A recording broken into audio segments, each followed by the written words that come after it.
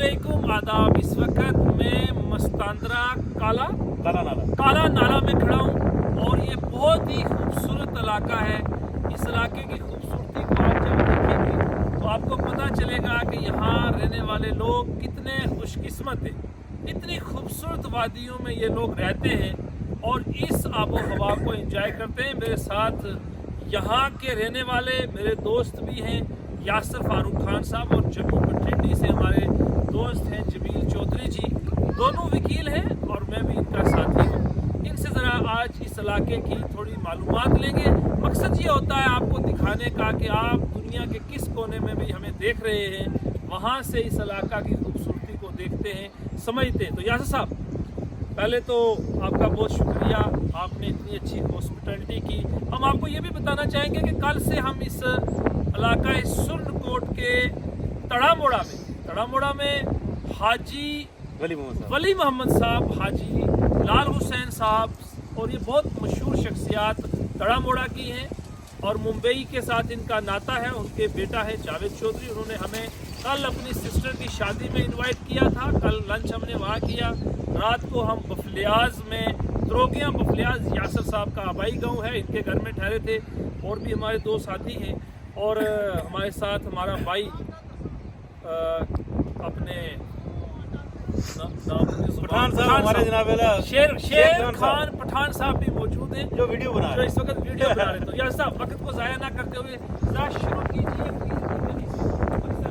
पहले तो जुल्कर साहब का, जमील भाई को और आप सब लोगों का शुक्रिया, आपने कंपनी किया। आज आप मेरे आबाई गांव बफलियाज आए थे। इस इलाके को बफलियाज कहा जाता है। दरिया के उस पार आप देखोगे तो ये दड़ामोड़ा आता है, जहाँ कल आए थे।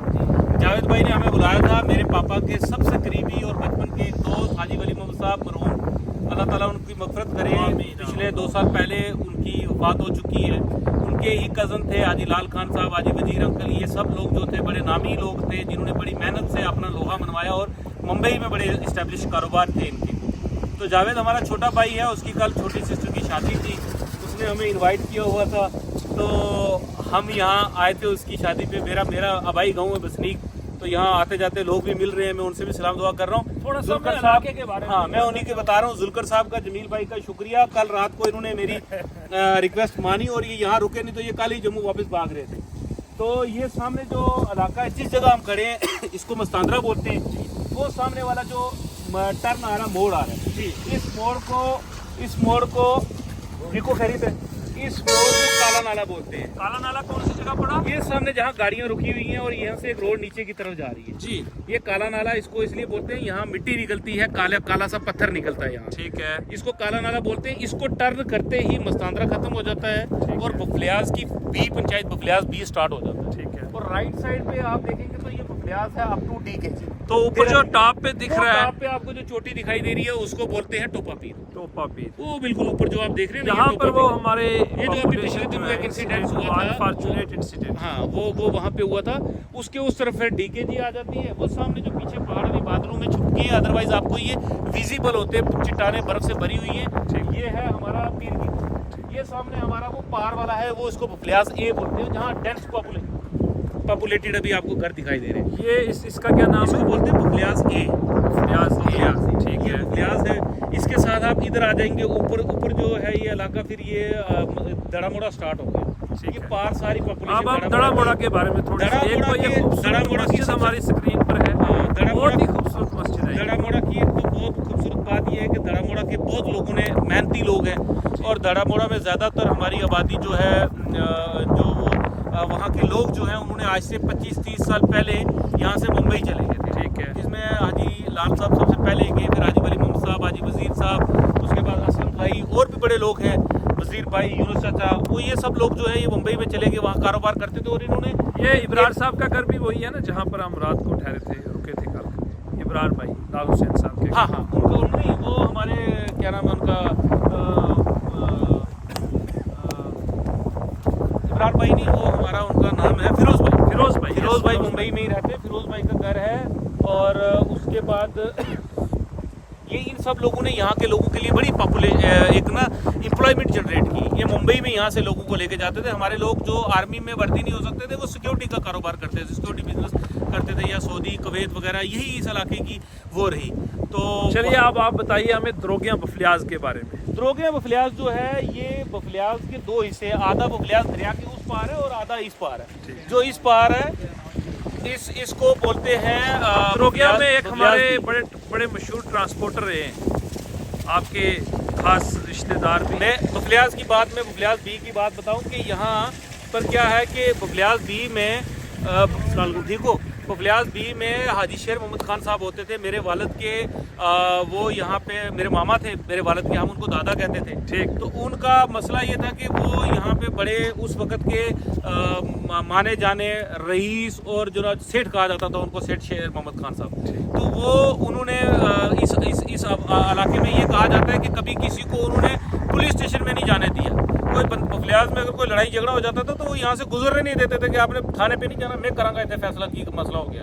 तो पंजाबी का स्टाइल था उनका, बात करने का अंदाज बदला था। फिर हमारे मरहूम बाबू खान साहब बड़े नामी शख्सियत यहाँ से रहे। बाबू खान साहब के बारे में बड़े नामी शख्सियत, उनके बच्चे मेरे तीनों कजन जो हैं वो अभी ट्रांसपोर्ट के बिजनेस में हैं। उनका बड़ा नाम रहा, वो ब्लॉक प्रेसिडेंट नेशनल कॉन्फ्रेंस के काफी अर्सा तक रहे। नेशनल कॉन्फ्रेंस का नाम उनके बाद यहाँ खत्म है, समझ लो।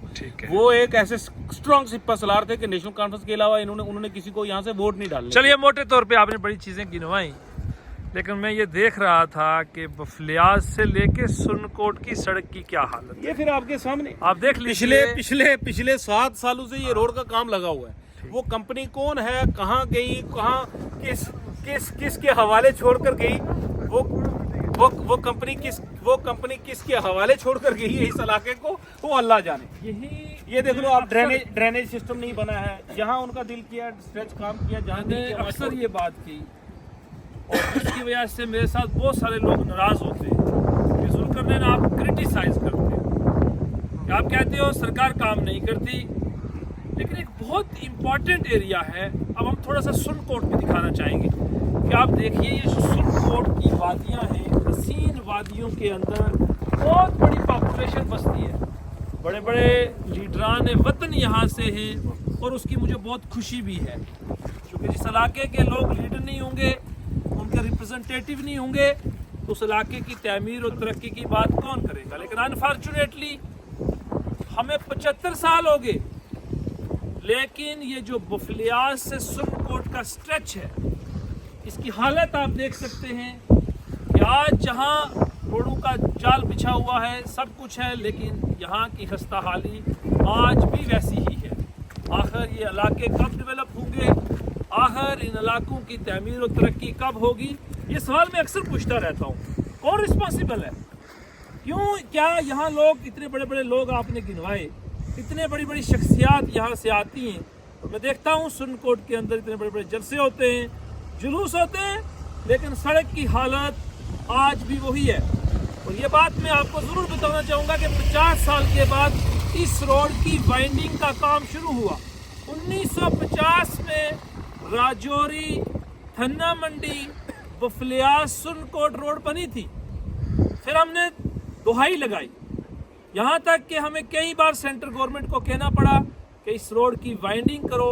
अल्हम्दुलिल्लाह 50 साल के बाद ही सही आज राजौरी, थन्ना मंडी, सुरनकोट रोड की डबल लेन का काम शुरू हुआ है। अब शायद हम उस वक्त होंगे या नहीं होंगे जब ये रोड 4 लेन तक पहुँचेगी, लेकिन काश ये 2 लेन का काम भी कंप्लीट हो सके। सुरनकोट और पुंछ के तमाम गयूर अवाम की लीडरशिप को मैं ये कहना चाहूँगा कि ज़रा इन सड़कों के बारे में भी बात करें, इस इलाके की तमीर और तरक्की की बात भी करें। यासिर साहब, जुल्कर साहब, मैं आपको एक बात रहेगी कहने की, हमारे यहाँ पे मस्तांद्रा एक बड़ा डेंस, बड़ा मशहूर इलाका है मस्तांद्रा भी, जहाँ हम खड़े हैं इसको मस्तांद्रा भी कहते हैं। तो ये जो जगह है मस्तांद्रा से, हमारा यहाँ से शादरा शरीफ, मस्तांद्रा दिखाइए, मस्तांद्रा किस तरफ है? मस्तांद्रा ये पीछे, ये पीछे मस्तांद्रा आ गया, ये पूरा। और यहाँ से जहाँ मेरी उंगली जा रही है, यहाँ से शादरा शरीफ पैदल अगर बंदा जाए तो 3 घंटे में शादरा शरीफ दरगाह पर पहुँच जाता है। बाबा गुलाम शाह बादशाह की श्राइन पे पहुँच जाता है। लेकिन अगर ये चाहते तो इधर से कनेक्टिविटी होती, यहाँ से होता तो एक कनेक्टिविटी यहाँ से होती। अच्छा, उसकी बात छोड़ो, मैं कह रहा हूँ 5 साल से तो ये देखो ना, ये रोड काट के छोड़ गई। 5 साल हो गए, मुझे लगता है कि 3 साल का कॉन्ट्रैक्ट था कंपनी को इस सड़क को बनाने के लिए, लेकिन बदकिस्मती है 5 साल हो गए, सड़क का काम कंप्लीट नहीं हुआ। मैं बात ऐड करना चाहूँगा कि मैं यहाँ का रहने वाला हूँ, यहाँ का नेटिव होने के बावजूद इतना खूबसूरत एरिया है कि अगर बंदा चाहे तो जम्मू से किसी भी दिन यहाँ पे वीकेंड पे आ सकता है, एक दिन यहाँ रह के वापस जा सकता है। लेकिन सिर्फ यही एक वजह है कि यहाँ की कनेक्टिविटी की रोड की हालत ये है कि मैं 7 महीने में 30 सितंबर को यहाँ आया था, उसके बाद मैं आज वापस आया हूँ यहाँ। हालात ये हैं हमारे, हालात ये है कि इस वजह से हम यहाँ आते नहीं। सड़कें ना होने के कारण जो लोग यहाँ आना भी चाहते हैं वो नहीं आना चाहते। अलबत्ता हमारा कोई मकसद ये नहीं है कि हम सिर्फ इस पहलू से भी बात करते हैं, लेकिन मैं जो मेन आपको दिखाना चाहता हूँ खूबसूरत वादियाँ सुरनकोट की भी आप अपनी स्क्रीन पर देख रहे हैं, और लेकिन सड़कों की खस्ता हाली के कारण ये सुरनकोट का मेन एरिया जो है 7 किलोमीटर यहाँ से 7 किलोमीटर 7 किलोमीटर सुरनकोट है डिस्ट्रिक्ट, ये तहसील हेडक्वार्टर। अच्छा। और बड़ा खूबसूरत ये आप देखेंगे फजलाबाद इस सुरनकोट तहसील का सबसे बड़ा गांव है, ठीक है, जिसकी 3 पंचायतें हैं, फजलाबाद A, B और C, और डेंस पॉपुलेटेड। और वो एक रोड उस तरफ से अभी बनी है, लेकिन उसकी भी कल आप उस पर ट्रैवल किए हैं, आपने देख ली क्या हालत है, देख लिया। मतलब बफलियाज को सुरनकोट या मुगल रोड, देखिए हिस्टोरिक मुगल रोड है इस वक्त, जो मुगल रोड को कनेक्ट कर रही है जम्मू प्रोविंस को कश्मीर के साथ, जो रोड कनेक्ट कर रही है उसकी जो रोड है उसको कनेक्ट करती हैं। आप मुगल रोड तक पहुंचने के लिए, बफलियाज तक पहुंचने के लिए, या आप अगर थन्ना मंडी वाया डीकेजी भी आएंगे या बफलियाज तो सुरनकोट जाएंगे तो रोड की ये हालत है। तो आप सोच तो मोटे तौर पे तहसील सुरनकोट के खास इलाका के नाम आप जरूर लें। बेसिकली पूरे लसाना जो है वो भी सुरनकोट में है, कौन सा लसाना। हाँ, तो बेसिकली क्या है, सुरनकोट एक बड़ी खूबसूरत तहसील है। डिस्ट्रिक्ट पुंछ की 3 ही तहसीलें थी पहले, अभी तो बहुत सारी और बनी है। मेंढर की 2-3 तहसीलें बन गई हैं। मेंढर एक ऐसा इलाका है कि थोड़ा सारा जो गर्म इलाका है वो थोड़ा डाउन में है। सुरनकोट एक ऐसा खूबसूरत इलाका है कि सुरनकोट तहसील जो है और मंडी तहसील जो डिस्ट्रिक्ट पुंछ की, जहाँ बर्फें पड़ती हैं, ये बर्फानी इलाका है, बेसिकली सर्द इलाका है। सुरनकोट में मेन जो बफलियाज वाला ब्लॉक है, इसको 5 सराह कहा जाता है, फजलाबाद, बफलियाज, उसके बाद देरा गली, उसके बाद नूरी छम इस इलाके में पड़ता है। चंदीमढ़ बड़ी जो है बड़ी एक तारीखी जगह है। उसके बाद उस पुशाना यहाँ की तारीखी जगह, पुशाना के काफ़ी लोग जो हैं वो रजौरी के अंदर सेटल्ड हैं, रजौरी में ही उन्होंने तालीमें हासिल की, वहीं से पले बड़े और बड़े अच्छे ओहदों तक पहुँचे। उसके बाद यहाँ लसाना है, मदाना है, पोठा है, सनई है, उसके बाद जड़ावली गली है, उसके बाद जनाब यहाँ हमारे सुरनकोट में पमरोट है, पमरोट के बाद सनई है हमारी जगह। अच्छा, पमरोट के बाद अब एक बात छूट गई, वो है इस दरिया, जो ये दरिया है इसका नाम कहा जाता है इसको। बेसिकली क्या है कि ये पीर गली से ही समझ लो कि आप, ये बर्फ का पानी होता है। कल आपने देखा था कि इसको हाथ भी हम इस वक्त टच नहीं कर सकते, बहुत ठंडा है आज भी। मतलब मैं ये मई की बात आपको बता रहा हूँ, 14-15 मई हो गई आज, तो आप उसको पानी को टच नहीं कर सकते, वो इतना ठंडा है, क्योंकि वो बर्फ का पानी। अभी तो वो देखो बादल, मैंने आपको कहा था कि बादलों के बाद अगर बादल हटेंगे तो आपको बर्फ के पहाड़ सामने नजर आ जाएंगे। बिल्कुल ही पहाड़ों के उस तरफ जो है शोपियां डिस्ट्रिक्ट स्टार्ट हो जाता है, हीरपुर आ जाती है पहली जगह। तो ये जो है ये पानी आता है, और ये पानी फिर इसी रास्ते दरियाए सुरन इसको कहा जाता है, सुरनकोट से होते हुए पुंछ को टच करते हुए। चलिए जी, सबसे खूबसूरत बात, जहाँ जिंदगी के अलग अलग पहलू को हम इंजॉय करते हैं, वहाँ हमारी एक बहन अपनी भैंसों के साथ आपको नज़र आ रही हैं। इसका एक अपना मंजर है, इसकी एक अपनी खूबसूरती है।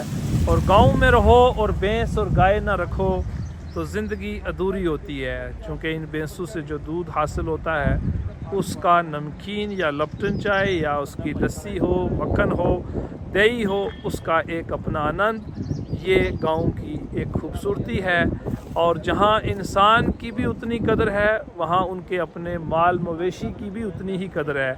हमारे गांव में अगर किसी की भैंस को खुदा ना करे मर जाए तो उसका सोग भी इंसान की ज़िंदगी के और उसकी मौत के सोग के बराबर होता है। तो ये हमने मोटे तौर पे आपको इस इलाका की खूबसूरती दिखाई। पीर पंचाल के ऊपर पीर की गली, मोटे तौर पे टोपा पीर और फजलाबाद और उसके साथ तड़ामोड़ा, ये सारे इलाके को हमने मोटे तौर पे आपको दिखाया। और दरियाए सुरंग और उसके साथ ये हमारा सारा सुरनकोट बफलियाज का, और ये पूरा इलाका मैं आपको सुरनकोट का दिखा रहा हूँ। इस वीडियो को देखने के लिए आपका बहुत बहुत शुक्रिया।